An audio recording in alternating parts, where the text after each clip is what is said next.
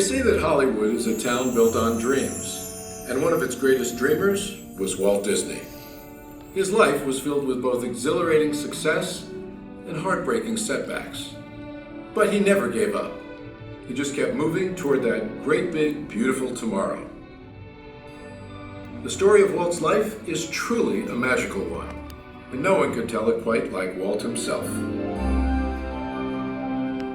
My dad worked as a carpenter in the World's Fair building. He eventually ended up in Chicago as a contractor, and he was doing that when I was born, December 1901. But my dad made some money as a contractor, then he wanted to get back to the farm. They finally ended up buying this farm in Marceline, Missouri. It was a beautiful farm, but it was not the kind of farm to make a living on.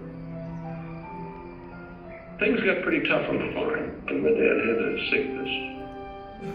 So my dad sold the farm, took the money, and went to Kansas City. And my dad bought this Kansas City Star route. And they gave me a route. I was about 9 or 10 when I started that.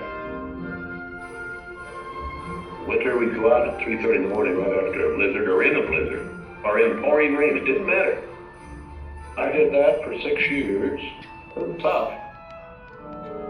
The constant hardship took a heavy toll on the Disney family. One by one, the children began to leave home. Then one day, Walt woke up to find his best friend, his brother Roy, had gone as well.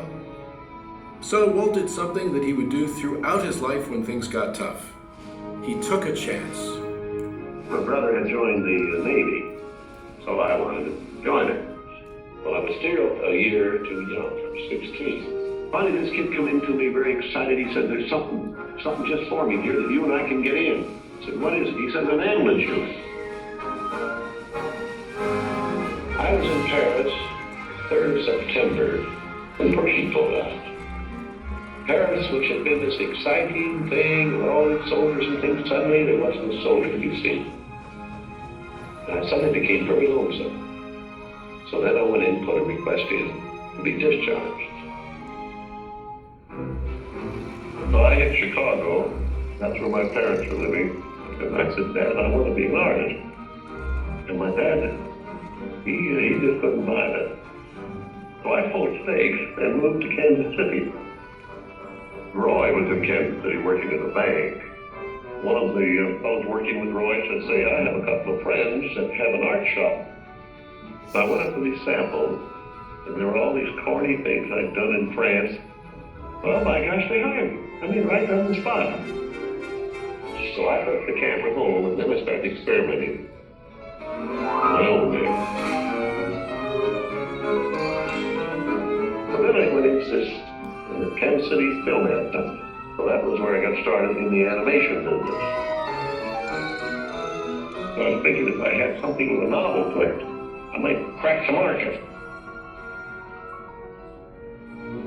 But I still couldn't get anywhere with it. I'd failed. I learned a lot out of that. And I think it's important to have a good failure when you're young. So I packed all my worldly goods in a cardboard suitcase. I went to Hollywood. Arriving there with just $40 in my pocket from my Kansas City ventures. Now my brother Roy was already in Los Angeles. Both of us were unemployed. We solved the problem by going into business for ourselves. We established the first animated cartoon studio in Hollywood. Walt's dreams were finally coming true. He had his first big hit, Oswald the Lucky Rabbit. And he had married the love of his life, Lillian, an ink and paint artist at the studio who shared his dreams. Then he was dealt a devastating blow. On a business trip to New York City, he learned that he had lost ownership of Oswald due to a contract loophole. And to make matters worse, the distributor had signed away Walt's artists. Most people would have given up right then and there. Not Walt Disney. He sent a telegram to his brother Roy. Everything okay. And as he headed home to California, something happened along the way that would change things forever. Mickey Mouse came into our life. he popped out of my mind onto a drawing pad on a train ride from Manhattan to Hollywood at a time when the business fortunes of my brother Roy and myself were at lowest ebb and disaster seemed right around the corner. His first actual screen appearance was at the Old Colony Theater in New York in Steamboat Willie.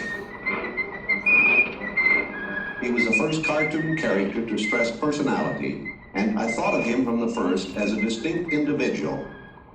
I did the voice. Hang on, pal. Here we go.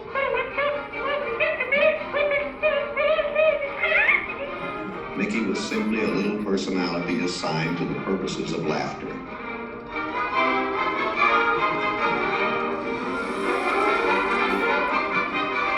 Mickey fitted the need exactly. He brought in the money which saved the day. He enabled us to explore our medium, and he paved the way for our more elaborate screen ventures. By nature, I'm an experimenter, so I had another idea which was plaguing my brain. It was the Silly Symphonies. It was a series without a central character. Every one was a new type of subject to give us something to reach out and accomplish something different.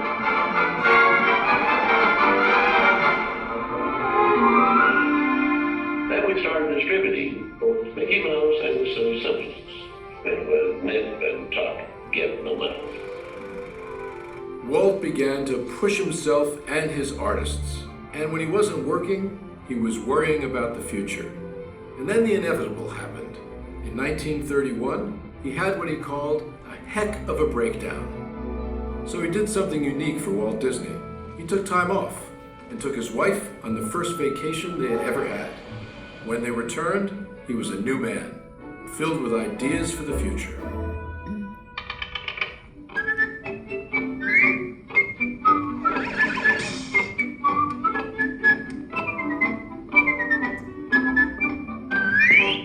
Handwriting on the wall there, because the short subject was just a filler on any program.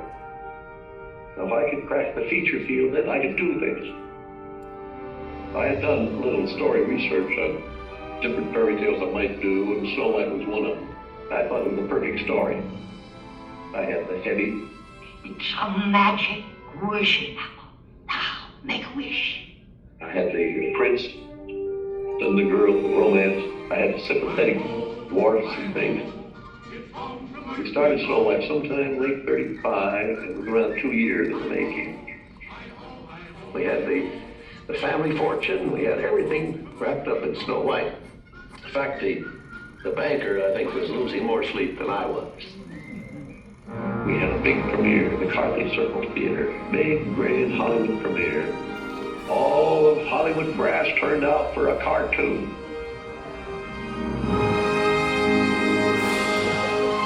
The Daddy of Snow White and the Seven Dwarfs is going to be presented this beautiful statue.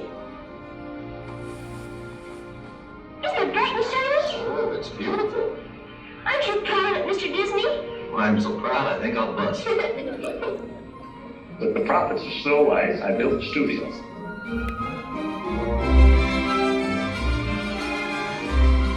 Two years later, I was almost broke. But I had all these pictures and words. Pinocchio. There are no strings on me. Bambi. Fantasia.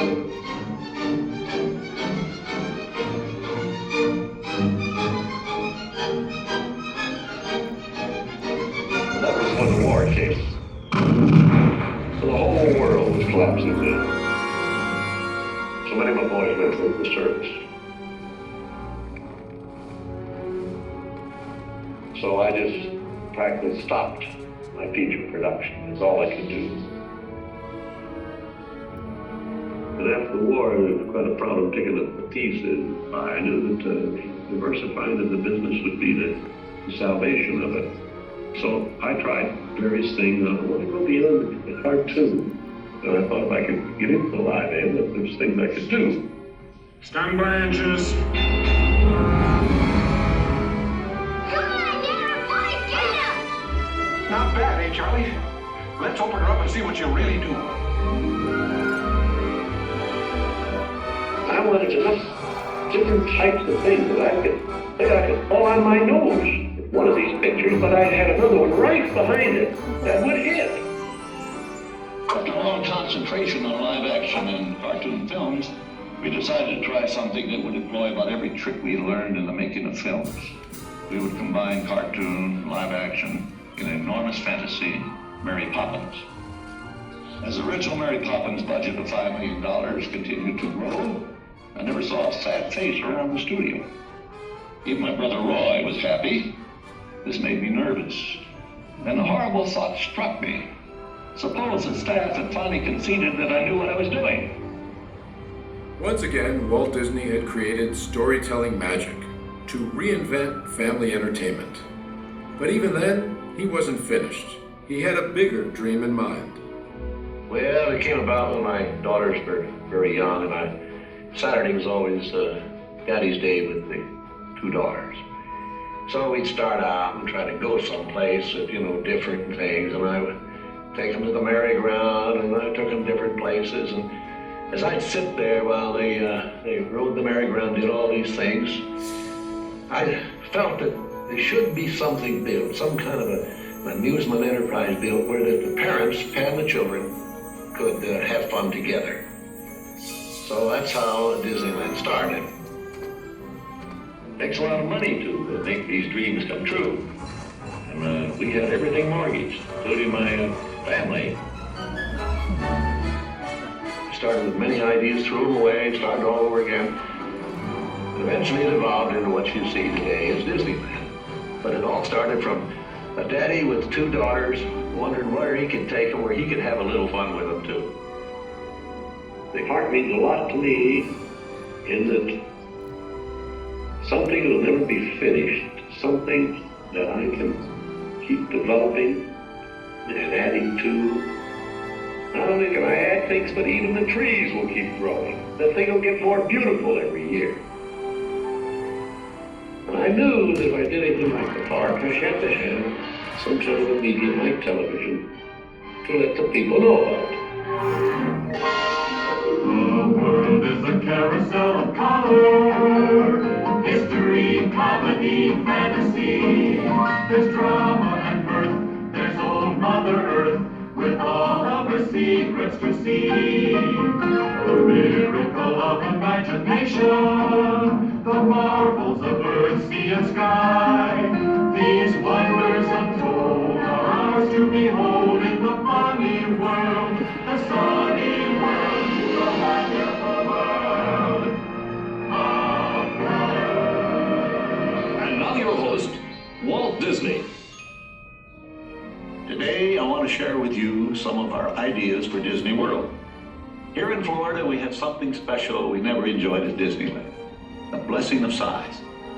There's enough land here to hold all of the ideas and plans we can possibly imagine.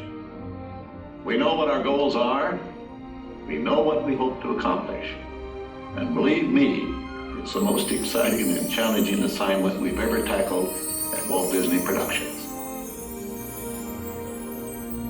Throughout his storied career, Walt never gave up, despite the many challenges along the way.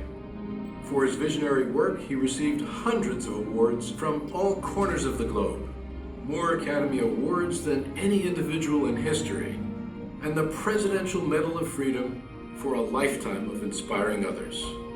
He created dreams that live on today for millions around the world. But with all of that, when asked to name his greatest reward, Walt's reply was surprisingly humble. Well, my greatest reward, I think, is that I've been able to build this wonderful organization, and also to have the public appreciate and accept what I've done all these years. That is a great reward.